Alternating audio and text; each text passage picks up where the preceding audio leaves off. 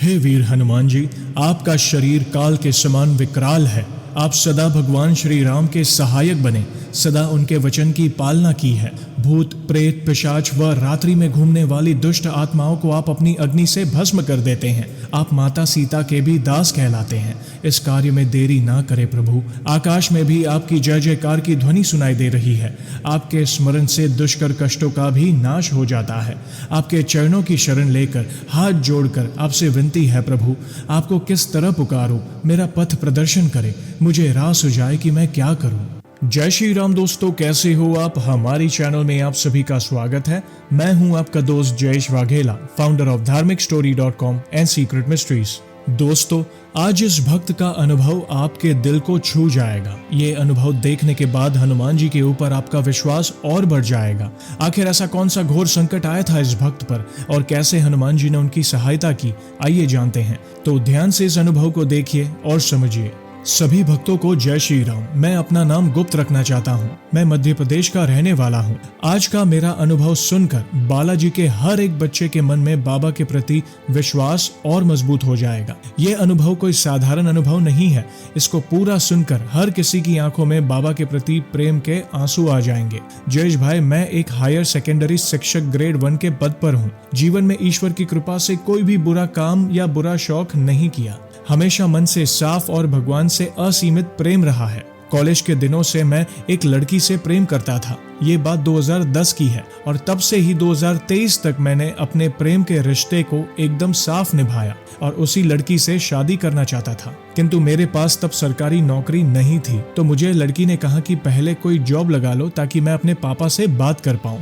मैं स्टडी में हमेशा टॉपर रहा हूं और बाबा की कृपा से मेरी जून 2022 में सरकारी नौकरी लग गई। मैं बहुत खुश था कि अब सब अच्छा हो गया। अब लाइफ में शादी के बाद आराम से अपने प्यार के साथ रहूंगा। किंतु जो लड़की 2010 से मेरे साथ थी, उसकी भी जॉब दिसंबर 2022 में महाराष्ट्र में लग गई। वो एक इंजीनियर के पद पर किसी कंपनी में लगी। मैंने उसको बहुत समझाया कि अब हमको शादी करना है तो वो महाराष्ट्र ना जाए, पर वो नहीं मानी और जॉब के लिए चली गई। वक्त बीतता रहा। उसने मुझसे वादा किया कि शादी का समय आते ही वो नौकरी छोड़कर आ जाएगी या वर्क फ्रॉम होम ले लेगी। मैं विश्वास करता गया। जब आप किसी के साथ 13 साल तक प्रेम में रहे हैं तो विश्वास तो कोई भी करेगा ही। मैं उसकी बात मान गया और उसके पापा ने भी सगाई के समय बोल दिया था कि आगे वो नौकरी छोड़ देगी, आपके घर ही आकर रहेगी। तो मेरे मम्मी पापा भी मेरी खुशी के लिए मान गए। 2023 में मेरी सगाई हो गई और 2024 में शादी होना फिक्स हो गया। शादी के 4 महीने पहले लड़की ने मुझे महाराष्ट्र छोड़कर मध्य प्रदेश आकर रहने से मना कर दिया। बोली कि शादी के बाद भी वो अपनी जॉब वहीं रहकर करेगी। जयेश भाई, मेरे घर में तब शादी की तैयारी जोरों शोरों से चल रही थी। मैंने उस लड़की से 15 दिनों तक प्रार्थना की कि वो अपना वादा ना भूले, ये तो धोखा है। किंतु उसे महाराष्ट्र में रहते 1 साल हो चुका था। अब उसे छोटी जगह और घर की जिम्मेदारी क्यों ही अच्छी लगती। उसने मुझसे कहा कि शादी हो ना हो, मैं नौकरी वहीं करूंगी, बस छुट्टी के समय आऊंगी जाऊंगी। मैं सरकारी नौकरी और माता पिता को छोड़कर वहां नहीं जा सकता था। अंत में मेरे माता पिता ने लड़की के माता पिता से बात की और उन्होंने भी वही कहा कि उनकी लड़की को जॉब करना है, यहाँ नहीं आ पाएगी। मैंने उसको ये भी कहा कि 1 साल बाद आ पाएगी क्या, तो भी उसने मुझे मना कर दिया कि कह नहीं सकती। मैं समझ गया कि मेरे साथ बहुत बड़ा धोखा हो गया है। तब मैं बहुत रोया, शादी की तैयारी रोक दी और सगाई दोनों परिवार ने तोड़ दी और पंचायत ने लिखा पढ़ी करके रिश्ते को समाप्त कर दिया। मैं इस दुख से निकला ही नहीं था कि लड़की के पिता ने मुझसे 10 लाख रुपए की मांग की और बोला कि नहीं दोगे तो तुम्हारी सरकारी नौकरी खा जाऊंगा, ऐसा केस लगाऊंगा कि तुम्हारा सब खत्म हो जाएगा। दुनिया बहुत बुरी है भाई। उस लड़की ने उसके परिवार के साथ मिलकर मुझे 10 लाख का नोटिस भेज दिया और उसके कुछ दिन बाद ही जो इतना वक्त 13 साल हम दोनों साथ रहे, उसको आधार बनाकर मुझ पर रेप की FIR कर दी और खुद शादी जो तोड़ी थी। उन्होंने उसका मेरे परिवार पर इल्जाम डालकर झूठा दहेज मांगने का आरोप लगा दिया और पुलिस को सब झूठ बता दिया कि दहेज की वजह से शादी तोड़ दी, जबकि शादी लड़की और उसके परिवार ने आगे रहकर उनकी नौकरी के लिए तोड़ दी थी। एक सरकारी नौकरी वाला इंसान अगर जेल जाएगा, भले वो सच्चा हो, साफ हो, तो भी उसकी नौकरी चली जाती है। यही उन लोगों का लक्ष्य था कि मेरे परिवार के लोग और मैं जेल में चले जाएं और मेरी नौकरी भी चली जाए। इतने बुरे लक्ष्य को लेकर उन लोगों ने ये काम किया, और दुख इस बात का है कि उनका साथ उस लड़की ने भी दिया जिसको पूरी लाइफ मैंने अपना माना। उसका खुद से ज्यादा ध्यान रखा, पर उसने मुझे सिर्फ उपयोग किया। मैं उसको शादी के बाद बहुत खुश रखता, पर उसको जीवन में फ्रीडम से मौज करना होगा। सारे वादे तोड़कर उसने मुझे जेल भेजने की पूरी तैयारी कर दी थी। मैं अपने घर से भागकर अलग अलग जगह गया। जयेश भाई, पुलिस जब आपको ढूंढती है तो आप पर क्या बीतेगी, आप समझ सकते हैं। वो भी तब जब आप निर्दोष हो। जो भी मिला बोला कि तेरी नौकरी चली जाएगी। 376 की धारा बहुत खराब है। मैंने सबको कहा मैं सच्चा हूँ तो भगवान मेरे साथ है। उसी समय जब मैं अपने दूर के रिश्तेदारों के घर छुपकर रहता था, आपकी वीडियो सामने आई। मेरे पास अपना मोबाइल भी नहीं था, वो तो घर पर बंद छोड़ गया था। अपने रिश्तेदार के मोबाइल पर ही मैंने देखा कि हनुमान दादा ने इतने लोगों की मदद की है। तब मैं रोता रहता था, बहुत डरता था कि पुलिस आज नहीं तो कल मुझे पकड़ लेगी और जेल भेज देगी।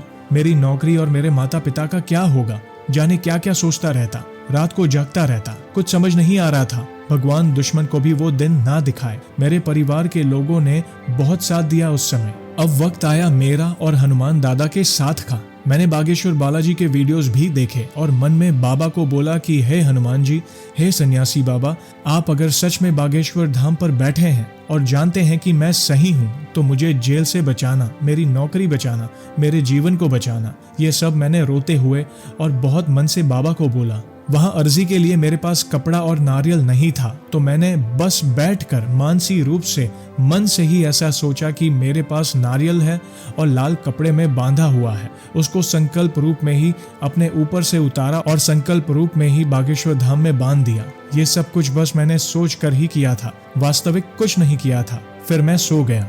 आप यकीन नहीं करेंगे, मुझे सपने में बंदर स्वरूप के दर्शन हुए। मैं जैसे ही उठा मुझे लगा मेरी अर्जी स्वीकार हो गई। मैं अंदर से खुश हुआ कि बिना विधि किए बस सोचकर ही ये कैसे हो गया। पर मैं समझ गया कि जहाँ सत्य है वहाँ बालाजी महाराज बिना विधि के भी आ जाते हैं। बस दिल से उनको बुलाने की देरी है।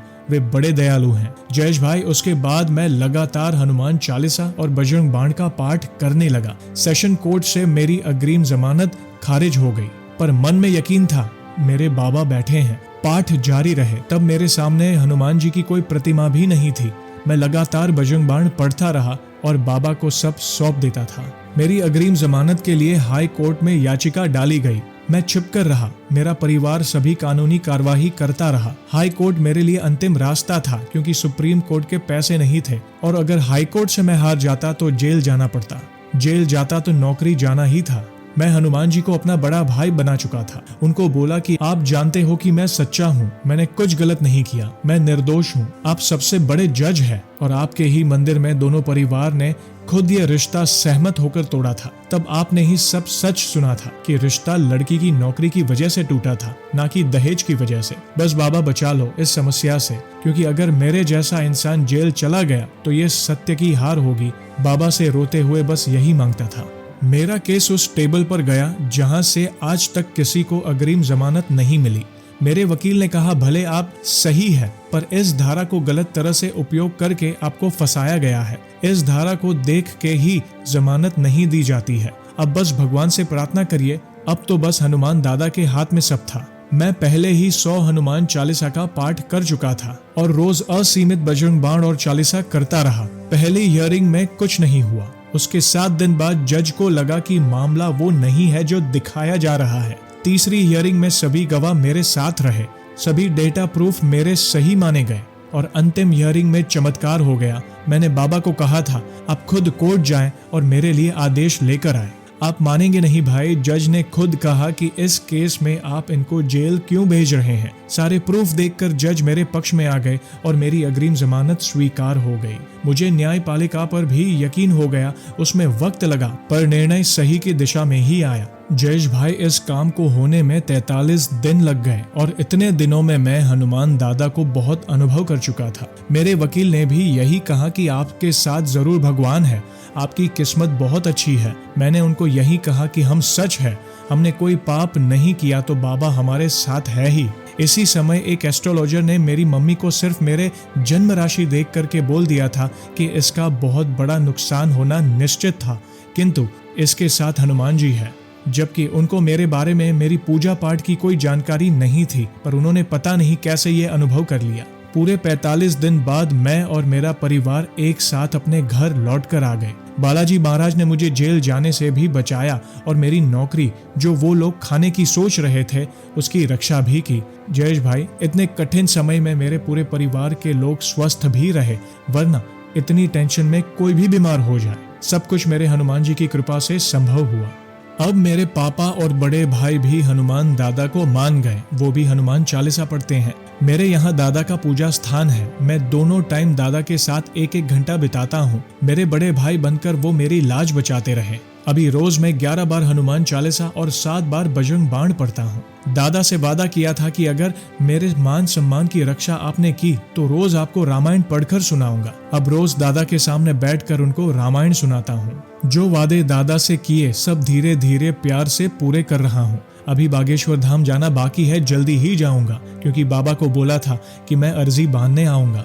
अभी मुझे केस जरूर लड़ना है, पर बोलते हैं ना कि सच हो तो भगवान साथ है। मेरे साथ मेरे हनुमान जी है, तो मुझे पूरा विश्वास है कि जीतूंगा भी मैं ही, क्योंकि मेरी अग्रिम जमानत से ही मेरे जीत का रास्ता बाबा ने खोल दिया है। जो भी इस वीडियो को सुन रहा है उनको यही कहूंगा कि हनुमान दादा जैसा प्यार देने वाला, रक्षा करने वाला और जीत दिलाने वाला कोई हो नहीं सकता। मेरे जीवन में जो संकट आया उसका 1-1 मिनट कोई सामान्य इंसान नहीं जी सकता, ना मैं लिख सकता हूँ, पर बालाजी महाराज ही एक ऐसे हैं जो आपको हर दर्द से कब निकाल देंगे आप जान नहीं पाएंगे। एक अंतिम बात कहूंगा कि देश में जितने भी रेप केस चल रहे हैं उसमें से 75% झूठे हैं, और इन झूठे केस के कारण ही जो सच्चे केस हैं उनको न्याय मिलने में समय लग रहा है। आप सभी जो बालाजी महाराज से जुड़े हैं अपने चारों ओर एक जागरूकता जरूर फैलाएं कि कोई भी व्यक्ति किसी पर भी बदले की भावना से झूठा केस ना करे। इसमें करने वाले का कुछ नहीं जाता, लेकिन झेलने वाले पर बहुत बुरा असर होता है। यदि वास्तव में किसी के साथ कुछ गलत हुआ हो तो जरूर आप न्याय की दिशा में जाएं, किंतु झूठे केस करके देश की न्याय व्यवस्था को परेशान और बोझिल ना करें। जितने समय में किसी झूठे केस को सुना जाएगा, शायद वो समय किसी सच्चे केस को मिल जाए और उसका न्याय समय से हो जाए। अंतिम बात, सभी हनुमान चालीसा जरूर पढ़ें और 1 महीने में अपनी लाइफ में अंतर देख लेना। और घोर संकट हो, विपत्ति हो,